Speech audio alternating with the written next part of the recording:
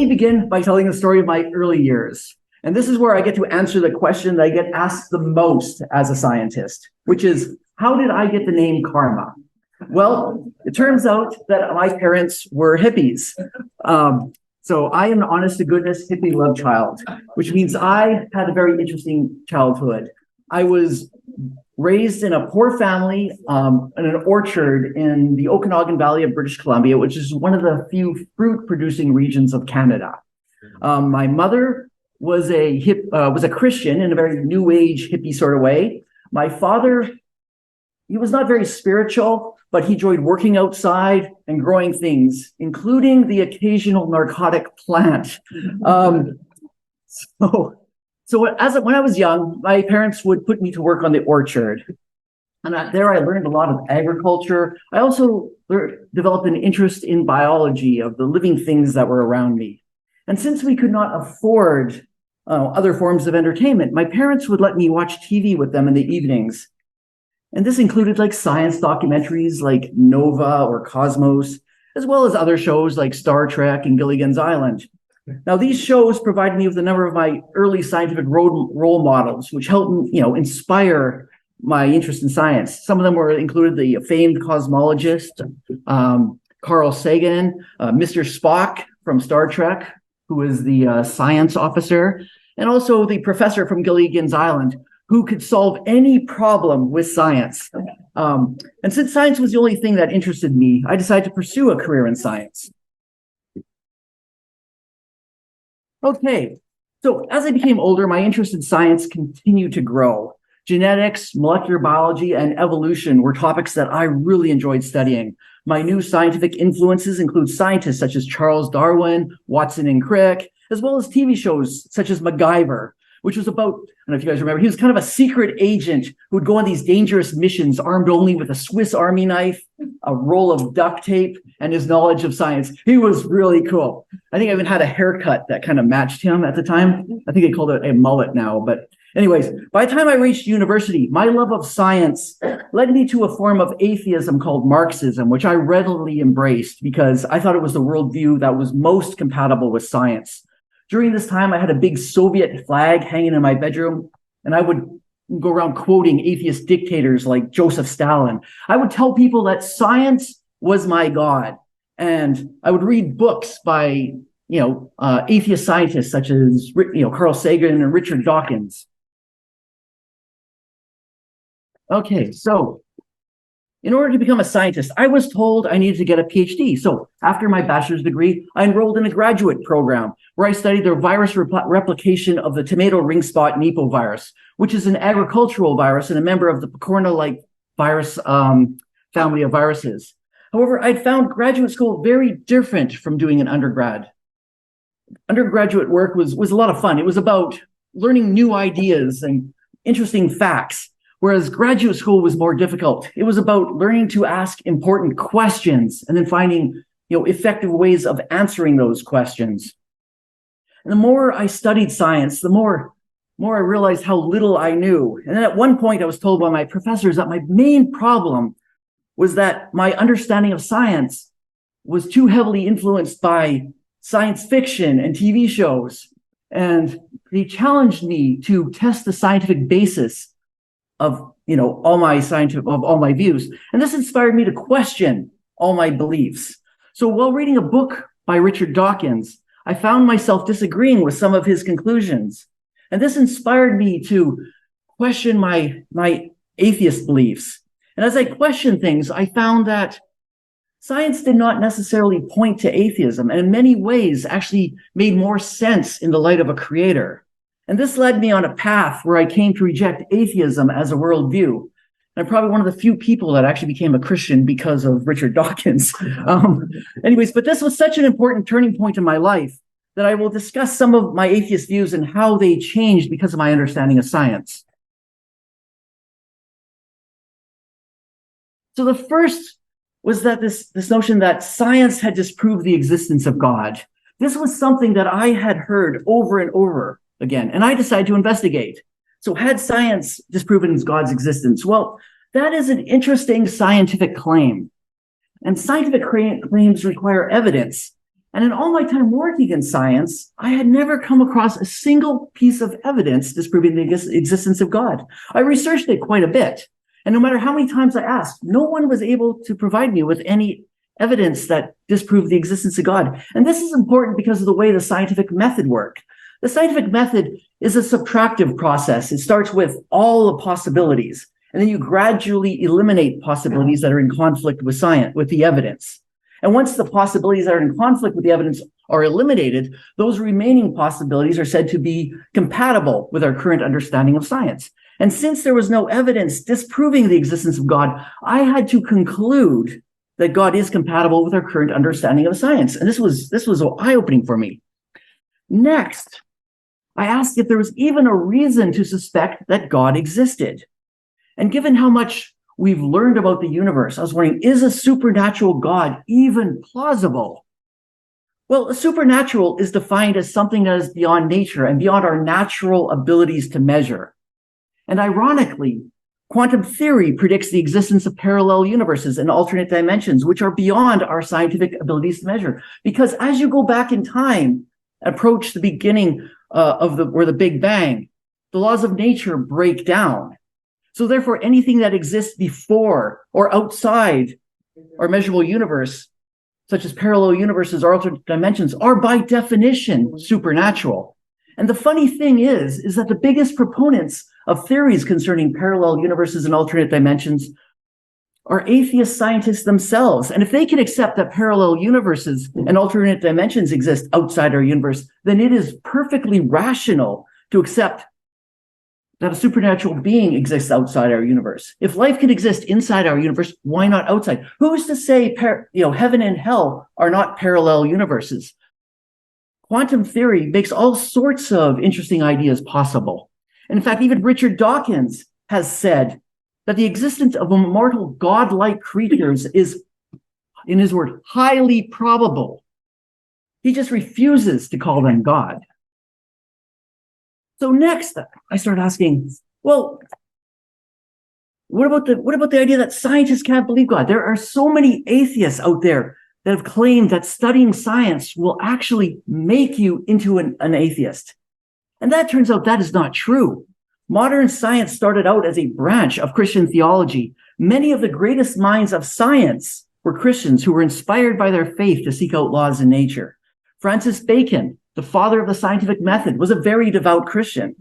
Isaac Newton, arguably the greatest scientist of all time, did not even consider himself to be a scientist. He considered himself a theologian and wrote more books about God than he did about physics.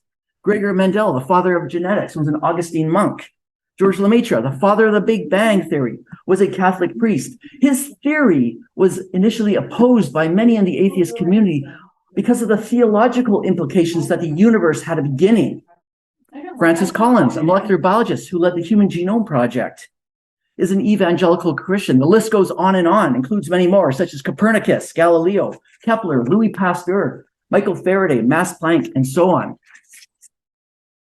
Well, what about scientists today? Well, according to surveys, over 50% of scientists believe in a God or higher power, which is a number that has held steady over the last century.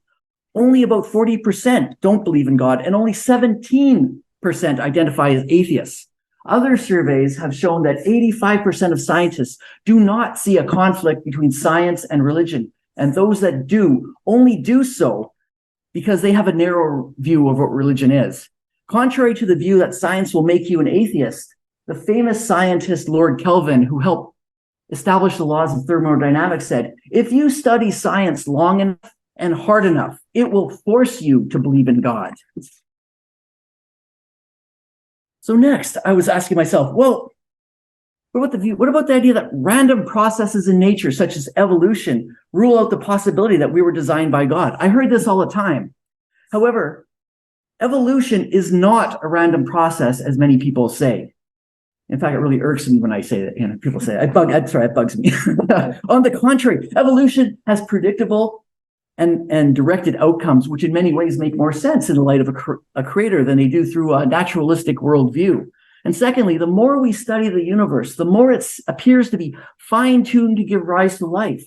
There are many constants in nature, such as the strength of gravity, the charge of an electric field, the ratio of the masses of electrons and protons, and so on. And if any one of those was off by just a tiny, tiny bit, life as we know it would not exist. And finally, there is evidence to suggest that the universe is not only fine-tuned to give rise to life, but give rise to intelligent life that seeks out a creator.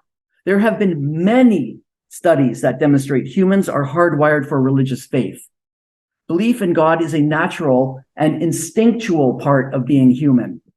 So rather than ruling out the possibility that we were designed, the fact that we live in a fine-tuned universe that gives rise to intelligent life that seeks out a creator actually supports the possibility that we were designed by God. Okay, next. And finally, and most importantly, was the view that the Bible conflicts with science. Atheists, at the time, my friends and so forth, were constantly telling me that the Bible was against evolution. And if you interpret the Bible literally, it says the earth was created in 6 days and is only 10,000 years old. However, what does it mean to interpret the Bible literally? In order to understand the Bible literally, you need to understand it in the cultural context it was written on. Yeah, I know, Troy's glaring at me now. There are many biblical scholars who conclude that the creation story in Genesis was not meant to be understood scientifically. The Bible is not a scientific textbook. And if that is true, then Genesis does not necessarily conflict with scientific theories such as evolution. Also, the majority of Christian denominations worldwide, including many evangelical leaders, such as Billy Graham, do not see a conflict between Christian faith and scientific theories such as evolution. And ironically, there is a far, far higher percentage of atheists than Christians who believe the Bible conflicts with evolution, because they need that conflict to justify their atheist beliefs. As an atheist, I needed that conflict. Without knowing the Bible is false, your atheist beliefs have nothing to stand upon. So I realized that instead of having to believe that the Bible conflicts with science, I could choose to believe that the Bible actually complements science. So those were some of the main arguments that led me to reject atheism. But what I did discuss was how I went from rejecting atheism to becoming a Christian. And oddly enough, scientific arguments played almost no role. What did play a role was how I was impacted by the lives of Christians. You see, as a graduate student who worked in a government institution, that didn't have a lot of other graduate students, I was actually quite lonely. But there was one group of people on campus who would always want to spend time with me. And those people were Christians. And to be honest, I thought they were a very odd group of people. They were always happy. They were always saying nice things. They always wanted to spend time with me. And they were always giving me food, desserts and such. And I did not know to make these people. I did not know what they were on, but I knew that I wanted some. And it turns out the church they went to didn't accept evolution. They believed in a young earth creationist view. However, evolution never became an issue. In speaking with the minister, he said that our view on evolution was not what saved us. What saved us was our faith in Jesus. And that was all it took for me to become a Christian. It was not a big argument with all kinds of supporting evidence. It's simply that people loved me and wanted to spend time with me. And I thought that was amazing. All right, so I became a Christian and then eventually finished graduate school, which led to the next stage of my life. And I was told that after doing a PhD, I needed to do a postdoctoral fellowship. So I moved to Emory University, which is in Atlanta, and I started a research project studying polyomavirus and viral-induced oncology. And I did that for a few years. And then I came to the realization that I was 30 years old and very, very, very poor. And I was told in no uncertain ways that if I stayed in academia, I would continue to be poor. However, I heard that I could make more money if I went into industry. So I contacted some recruiters and moved up to Boston, which is the world's biotech hub. It is basically, Boston to biotech is like Silicon Valley to computers. So I moved up here and they helped me find a job as an application scientist with a scientific imaging company called Improvision. And it was a lot of fun, especially since they doubled my salary. I worked with them for a number of years, and then they were acquired by a larger company called Perkin-Elmer. And at that point, I decided I wanted to explore some other possibilities. So I contacted some recruiters again, and they told me that I could make even more money if I transitioned to business development, because there was a huge demand for PhDs in the business side of the biotech industry. Everyone else was telling me I was going over to the dark side. I thought this sounded great. It was awesome. So anyways, the recruiters were able to help me find a business development role in a company called Meso Scale Discovery, MSD for short, which offered to double my salary again. And that is actually where I work today. So what do I do as a scientist in business development? Well, MSD is a biomarker company. Biomarkers are proteins that indicate the occurrence of a very specific disease or a specific stage of a disease.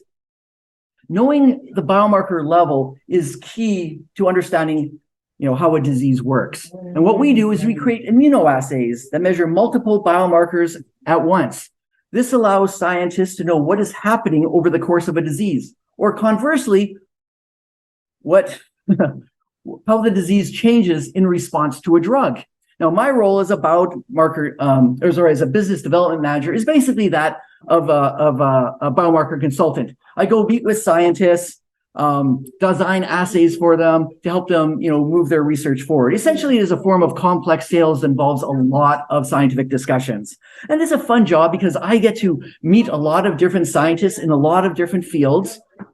You get to learn a lot of different cutting edge research programs. So you get exposed to a lot of science. One morning you could be working on cancer. In the afternoon, you're working with a COVID group. Later in the day, you could be working with neuroscience. You learn a lot of science really fast. And then I get to show them how to improve their research so they can develop more effective treatments to their diseases. So have I done anything that was exciting or impactful during my work? Well, something happened a few years ago that was very exciting for me as a virologist and did have a big impact on the world. As you remember, COVID-19 came out of nowhere and swept across the globe.